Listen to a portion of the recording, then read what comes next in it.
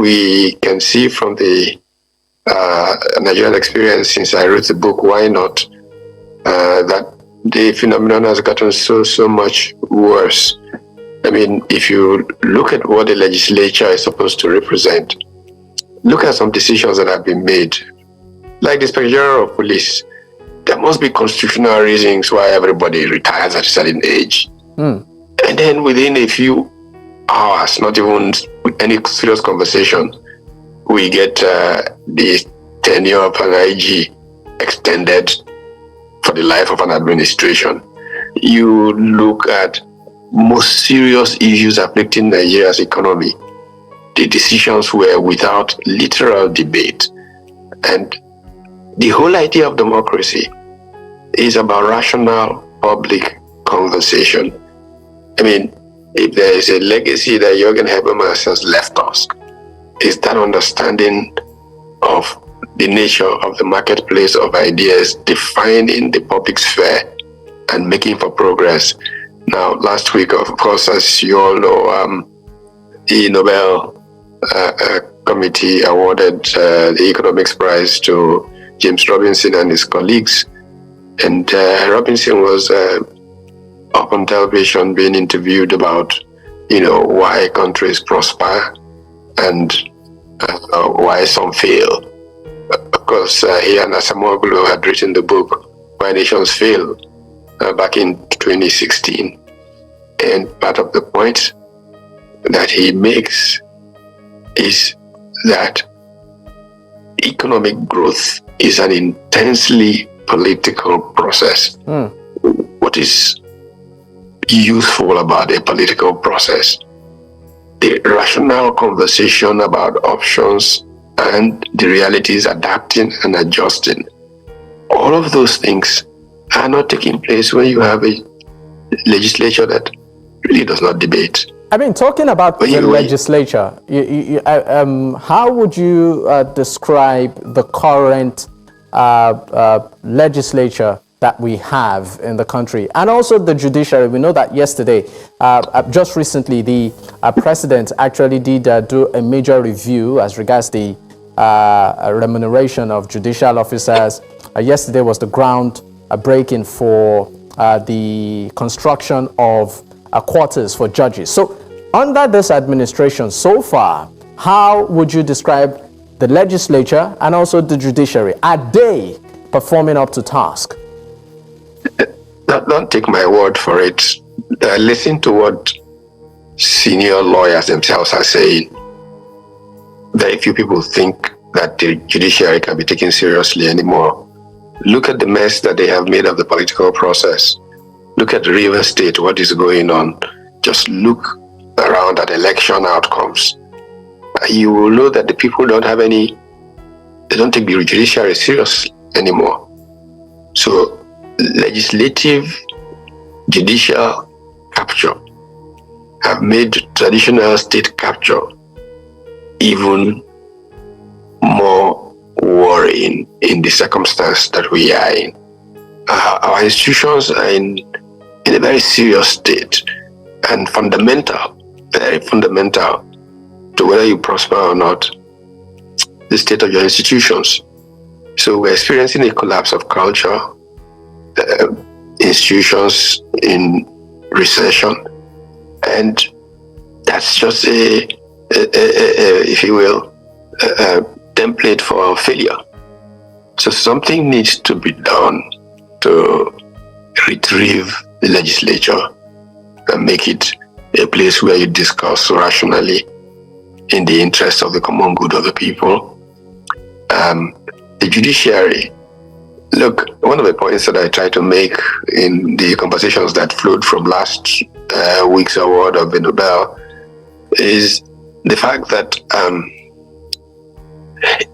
capitalism and its regeneration comes significantly from the role that the judiciary plays.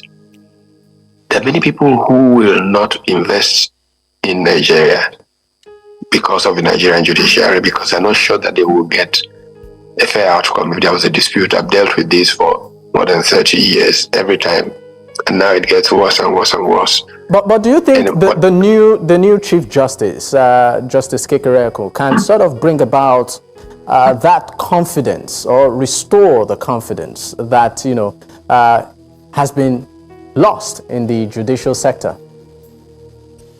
I have no basis for speculating. I don't know anything that will say this way or that way. I'm just telling you what has been the lot of the country in most recent history. It has been really, really bad. Let's bring it to the National Assembly. I mean, you said that it should be a platform for robust progressive debates. So far, I mean, under the leadership of Senator Godswill Akpabio, at the Senate and of course at the House too, we have its leadership there. We've seen some laws or some proposals being passed. Does it look like they are progressive in the interest of Nigerians? Are we going somewhere? No, you're going absolutely nowhere from what I have said. I can tell you that without blinking an eyelid. Why is that? Because there is a certain unseriousness in the way the legislature carries on. Don't you watch the proceedings? I've watched it and I've given up on trying to keep watching. I mean, sometimes it's like that, just children playing games.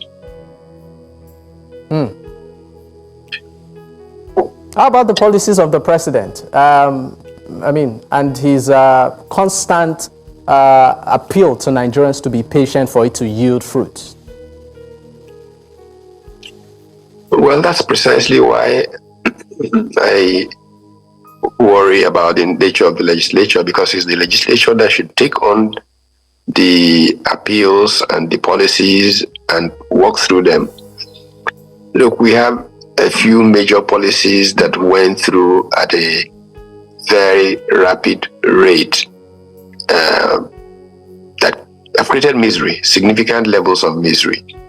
How much were those issues interrogated? What were the options offered to those policy approaches? This is what I mean when I say the National Assembly is not a serious body, because that's where you should be, in that thorough conversation, rational and not just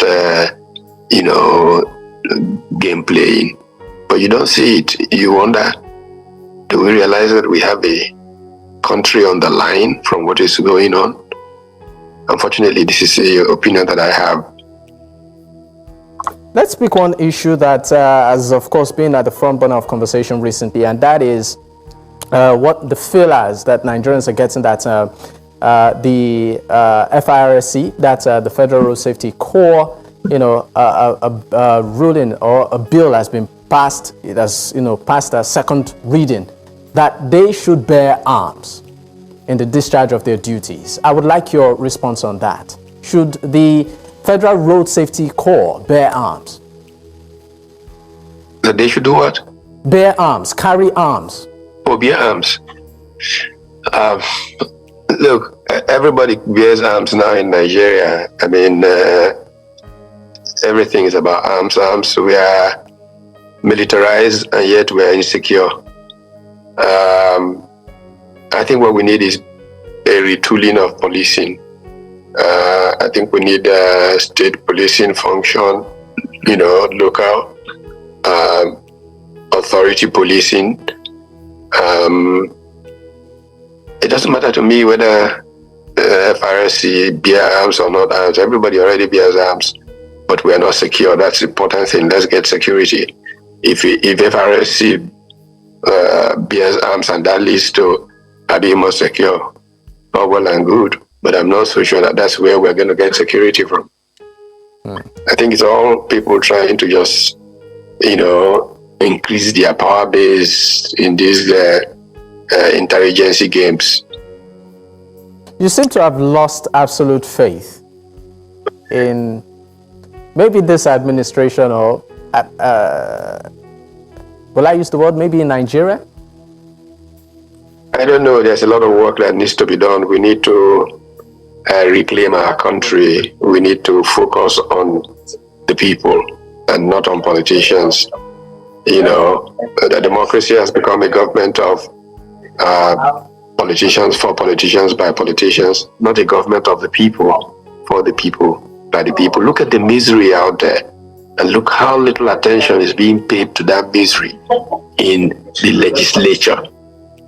What is it that makes the legislature when people are going through such misery and public officials spending money the way that they are spending and not showing sensitivity to the life of misery that people are trying to deal with? It's not a pleasant thing, I can tell you. It's not a pleasant thing. It's a bad time in our history, very, very bad time in our history. Well, I think that the Nigerian elite need to sit down, really sit down and say, look, our country is not working. We want it to work. We want it to work for everybody. How do we go about making that happen? Of course, it will involve constitutional reforms. It will involve understanding a certain national economic and growth strategy, in my view, in which we begin to focus on how we move to a principle of subsidiarity and try to grow the economy from factor endowments in the various subnational levels and generate competition between local governments in whose endowments we can most accelerate production to improve the quality of life of citizens. The poverty is unacceptable. No elite should feel happy. Look what has happened in the history of our world. The people that we were competing with 40, 50 years ago, look how the transformations took place, even in our own national history. We're talking about groundnut pyramids in the 60s. When did groundnuts get introduced to northern Nigeria? But within a 30-year period from about 1915 and the 50s, it became a dominant factor from literally zero. Why can't we repeat those things today? I mean, oil became the starting point, and then, unfortunately, I think politicians too focused on trying to take advantage of whatever rent is in oil, took themselves away from service to the people and focused on, self-love and, the kind of use of public resources that forget that there are so many people, a majority of our people, who are not taken care of by this system that they are abusing. So those kinds of conversations must be the beginning of a new direction for our country. Professor Utomi, there's also the issue of human rights, quote and unquote, violation. We've seen cases where certain individuals come out to protest, and they are picked up. Some of them locked and charged for, the highest offense, treason. Many have even said that this current administration is a product of protest. I mean, the president was, a human rights activist himself at some point in his life. And right now, under his nose, all of this is happening. I'd like your reaction, sir. Well, I was in the trenches many, many years myself. I protested as an undergraduate more than 50 years ago. I led protests through, I didn't realize until recently that it was a treasonable thing to express yourself. But now I'm finding that treason is being attributed to protests. I was even accused of being one of those planning a protest I didn't know was taking place. So it shows not strength but weakness and a tendency towards fascism. And if you look at how fascist states have arisen, look at how Hitler rose in the Weimar Republic, you will see patterns that we must do everything to stop. if we don't stop, our country could be in very serious trouble. I mean, under the military, even the most draconian of the military, Abacha, we stood up for certain rights, and the military backed off. To find that in a civilian government, that this is not the case, it's quite disappointing, and I don't know why that is the case. But we must, as a people, collectively say, not acceptable. That's the only way we can redeem our country.